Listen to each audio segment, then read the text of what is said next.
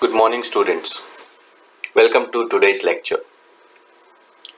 This is the last lecture of your academic year. The topic for today is Miscellaneous Disorders of Oral Cavity Part 2.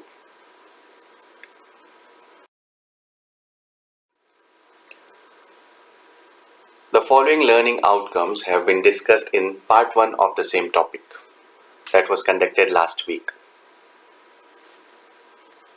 The learning outcomes for that particular class included outlining the rationale of unclassified lesions of the oral cavity and listing at least 5 examples. It also included the description in detail, the clinico-pathological concept of geographic tongue and orofacial granulomatosis. It also included the clinical identification of common entities like fordyces granules, sublingual varices, lingual tonsil, and differentiation from other lesion. It should be remembered that lingual tonsil is basically a hyperplastic fold of the foliate papillae on the posterior lateral border of the tongue. In here, any hyperplasia or any other anomaly associated with the lymph nodes in that particular location can be seen.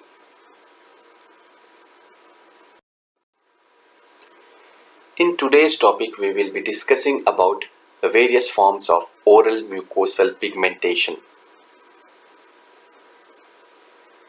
Pigment is any compound which imparts a particular color. So in oral pigmentation, a compound provides a color to or a discoloration to the mucosal surface.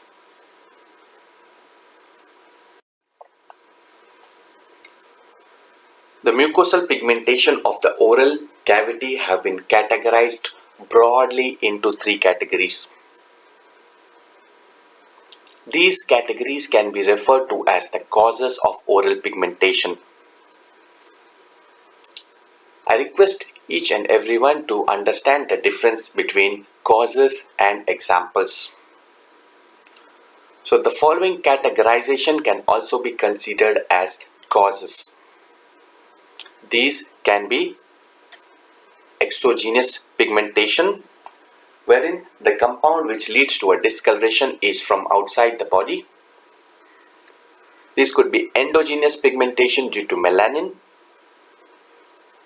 Melanin is a compound which is produced by the melanocytes, which are derivative of neural crest cells. Melanin is responsible for the complexion of an individual and varies according to its production. Melanin is produced by the melanocytes in certain quantities. However, if it is overproduced, it can lead to localized areas of pigmentation. So, such pigmentations are categorized under endogenous pigmentation due to melanin. The third category or cause will include other endogenous pigmentation, which are due to other substances, not melanin.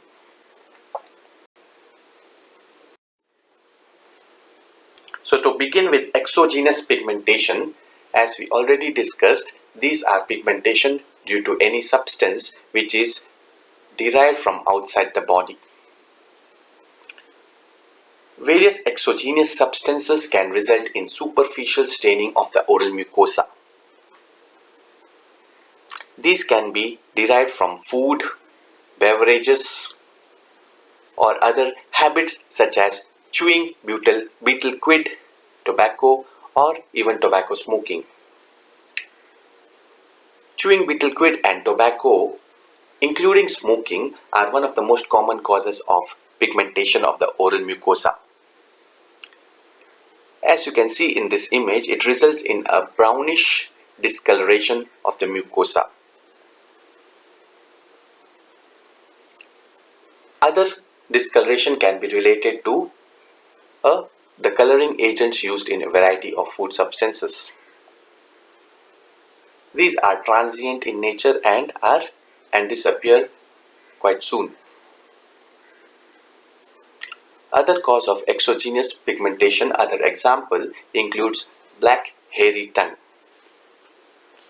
This is a condition wherein there is hyperplasia of filiform papillae on the dorsal surface of tongue. The hyperplasia is such that it results in overgrowth of the filiform papillae such that it can grow as long as 1 centimeter. The hyperplasia or overgrowth of the filiform papillae results in alteration of the bacterial microflora on the surface of tongue. The altered microflora gives rise to chromogenic substances, which results in discoloration. The discoloration is generally blackish in color. Other particular foreign bodies, especially iatrogenic in nature, can also cause discoloration of the oral mucosa. Amalgam tattoo is a common example for one such cause, that is foreign bodies. These are more commonly seen in mucosa adjacent to a recently formed amalgam restoration or can happen following the removal of an amalgam restoration. Other substances such as bismuth, lead or graphite may be accidentally implanted into the oral mucosa as a part of one's occupation, or for example habit of pencil chewing can also result in implantation of graphite into the mucosa. So this can be considered under miscellaneous causes. Heavy metal salts can also result in the staining of the oral mucosa. The heavy metal salts such as bismuth, arsenic, etc. are basically converted into its sulfide compounds which cause blackish brownish discoloration of the mucosa. These compounds are secreted by the gingival trabecular fluid, wherein they are converted into sulfide compounds by the production of hydrogen sulfide from the plaque microorganisms, such that it results in staining. So here you can see an example of an amalgam tattoo. It should be noted that for amalgam tattoo, the adjacent tooth should have an amalgam restoration, or at least there should be a history of previous amalgam restoration which has been removed. So the cause or the reason for the amalgam tattoo to form is while during the restoration using amalgam or during the removal. Amalgam tattoo can occur in most commonly in the gingival or the alveolar mucosa, which is adjacent to the area of restoration. So the image here shows blackish to grayish diffuse discoloration of the alveolar mucosa, which is adjacent to the amalgam restoration. Consequently, it results in a long-lasting staining.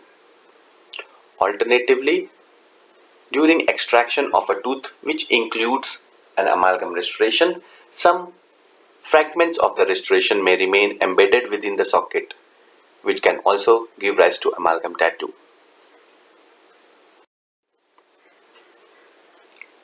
The image here is showing the lesion that is black hairy tongue. As you can notice here, there is marked hyperplasia of the filiform papillae, and there is discoloration because of alteration of the microflora. This includes both bacteria and fungi. The exact etiology is unknown. However, it has been found that antibiotics therapy using broad spectrum antibiotics may result in the disturbance of the normal oral flora. Smoking has also been found to be a predisposing factor in the development of black hairy tongue. The lesion is as such symptomless but can cause tickling of the soft palate resulting in gagging and nausea.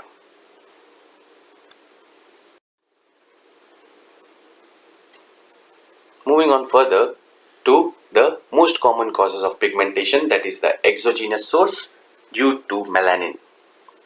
As discussed earlier, melanin is a endogenous pigment which is produced by a neural crest cell derived cell called melanocyte. Melanocytes are present in similar number in both dark and fair skinned individuals. The complexion of an individual is related to the amount of production of melanin and not melanocytes as such.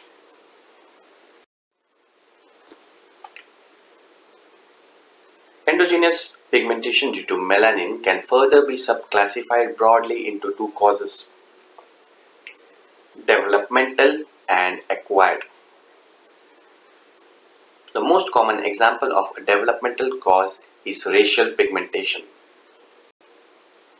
It can be seen that the dark-skinned individuals generally tend to show increased production of melanin by the melanocytes, and such individuals tend to show localized areas of discoloration due to increased overproduction of melanin. Other developmental causes include pigmented nevi, which is a benign formation of melanin or increase in the melanocytes and is restricted to a localized area. Peutz-Jeghers syndrome is another developmental cause. The syndrome is transmitted as a autosomal dominant condition and result in multiple areas of discoloration along with intestinal polyposis. Under the acquired causes, various melanin pigmentation may be associated with systemic diseases such as Addison's disease, where there is overproduction of adrenocorticotropic hormone. Some pulmonary diseases as well as HIV infection can also cause melanin pigmentation. The melanin pigmentation can also be associated with hyperkeratosis, chronic inflammation, and lichen planus. These may be due to any pharmacological therapy, that is drug induced. Sometimes the melanin pigmentation causes will be unknown. Such lesions are referred to as idiopathic oral melanotic macule. Whenever the term idiopathic oral melanotic macule is considered, other commonly known causes should be ruled out first. Third example for this category is lentigo simplex. The most important point to remember here is that certain neoplastic causes can also give rise to pigmentation of the mucosa.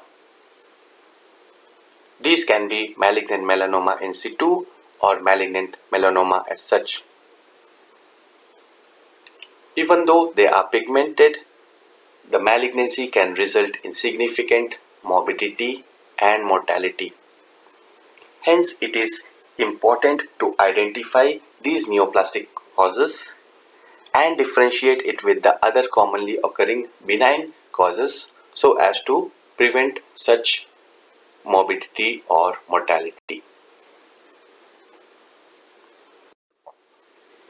So here you can see an image of an example of racial pigmentation due to melanin. As I mentioned already, these are generally seen in dark-skinned individuals. The most common site for increased melanin production is the attached gingiva. There is diffuse, uniform, blackish discoloration of the attached gingiva. However, other areas of the oral mucosa may also show similar discoloration.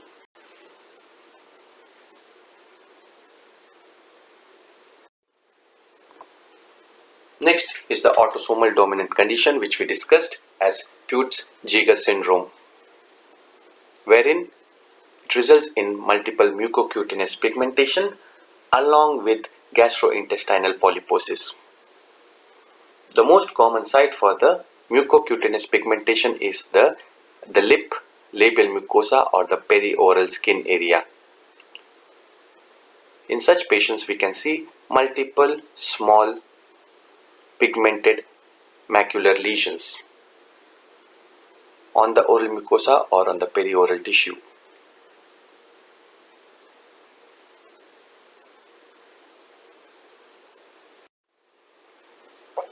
Next is a benign melanocytic lesion referred to as the oral melanotic macule. This presents as a small focal area of brownish discoloration. Lower lip is the most common site,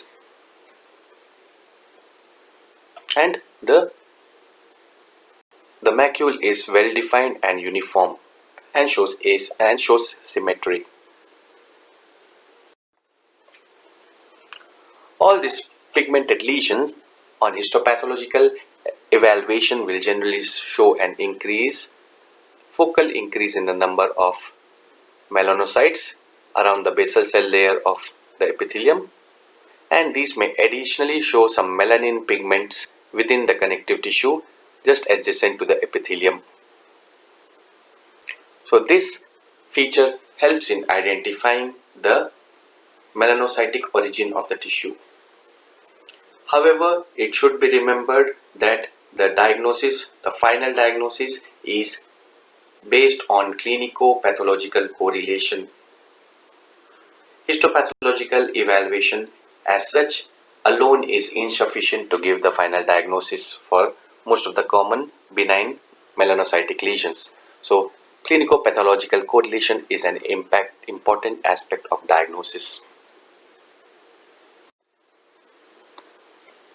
As discussed, knowing about the pigmentation lesions of the oral mucosa is important because on rare occasions these may present as malignant lesion, that is malignant melanoma. These lesions will generally show larger areas of discoloration. These may be flat macular in nature or may be elevated nodular lesions. The lesions generally are asymmetric throughout, will show irregular borders, and will have a history of evolution. That means it grows rapidly. Here is an example of a melanoma which presents as a elevated lesion, showing a irregular nodular lesion on the surface of the gingiva and alveolar mucosa.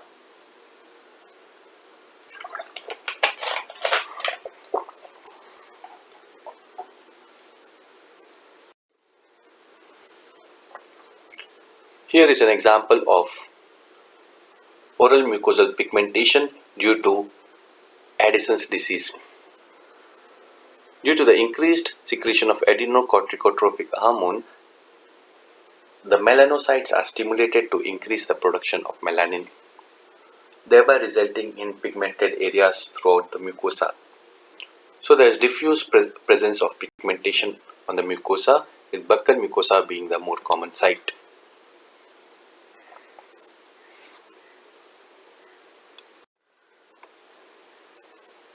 Moving on to the third cause, that is lesions which are due to other causes other than melanin. These are generally uncommon and present as transitory discoloration. Unlike the melanin pigmentations which may be persistent for a very long duration, these examples last for a short duration. These may be caused by blood breakdown products as seen in hematoma. These may be because of increased bilirubin level as seen in jaundice, which results in a yellowish discoloration. The image here shows a yellowish diffuse discoloration of the buccal mucosa. This is because of the increased bilirubin levels which have been deposited within the connective tissue. Hemochromatosis is a rare disorder of iron metabolism, wherein the hemosiderin pigments are deposited within the mucosa, the connective tissue, resulting in bronzed or coppery appearance of the mucosa. Here you can see an example of hematoma, wherein there is a a localized area of dark reddish discoloration. This may be flat if the collection of blood and breakdown products is deep, or may be slightly elevated if there is superficial collection of blood and its breakdown products within in the connective tissue. Hematoma is transitory in nature and is cleared within a few weeks.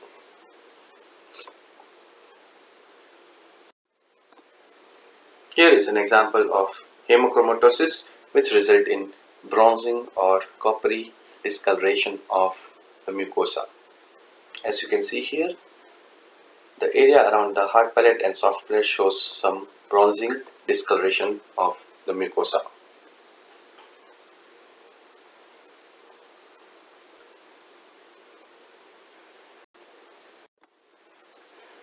So,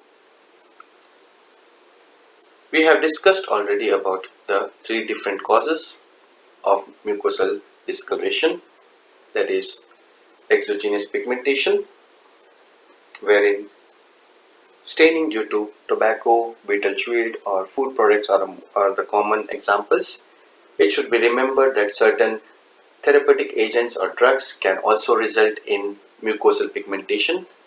A common example for this is tetracycline or its related compounds, which can result discoloration of the mucosa.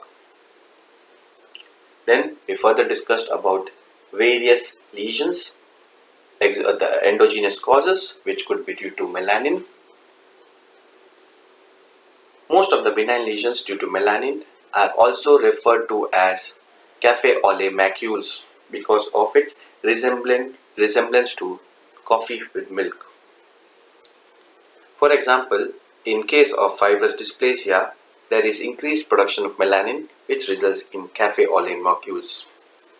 These cafe au lait macules have also been described to resemble coastline of Maine. In another generalized condition, that is neurofibromatosis, there is increased melanin pigmentation resulting in cafe au lait macules, which have been described as resembling coastline of California. We have also discussed about the malignant condition melanoma, which presents as pigmented lesions.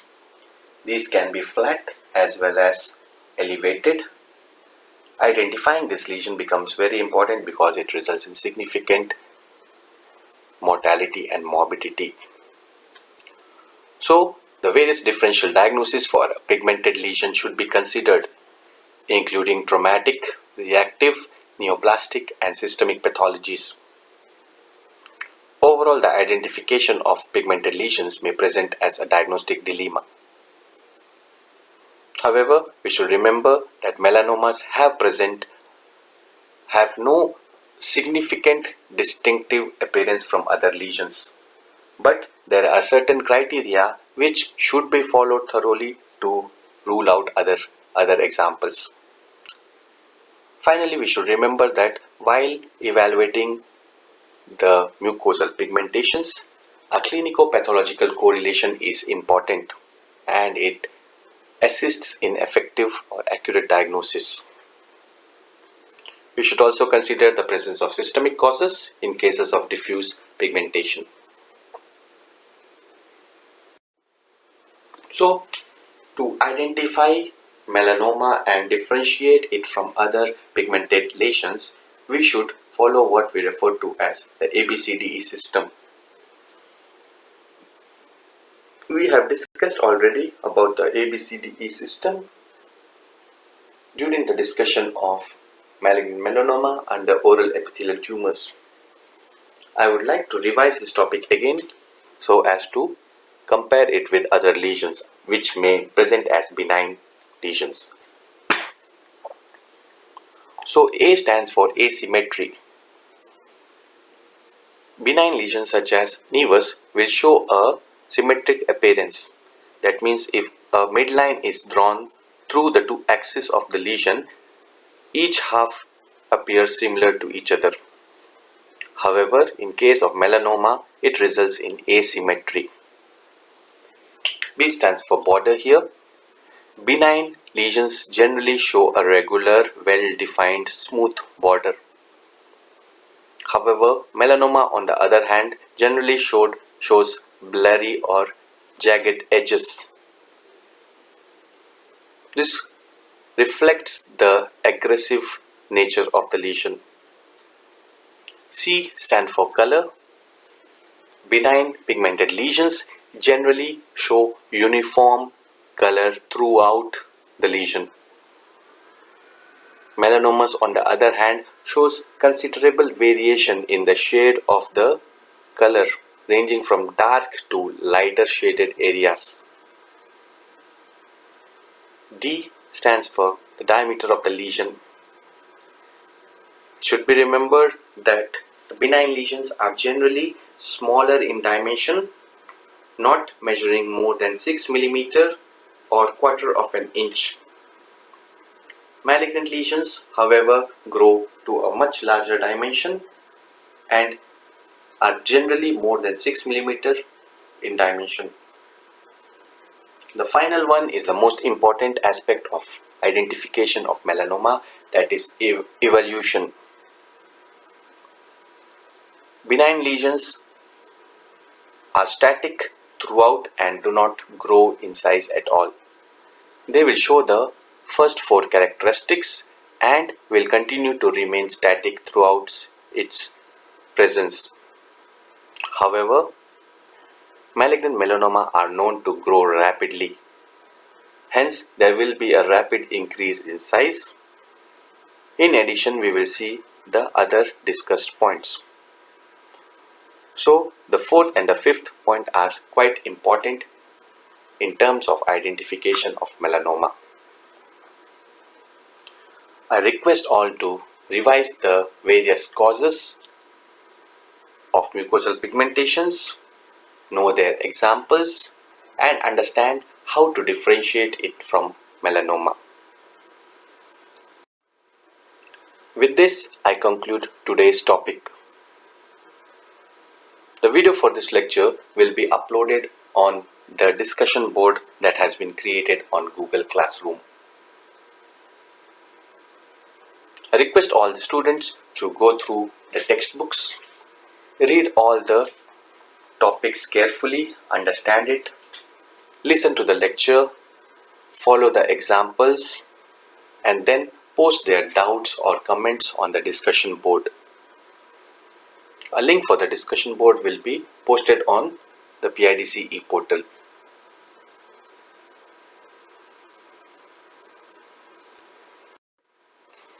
With this, I conclude today's lecture. I thank one and all for your patient listening. Thank you.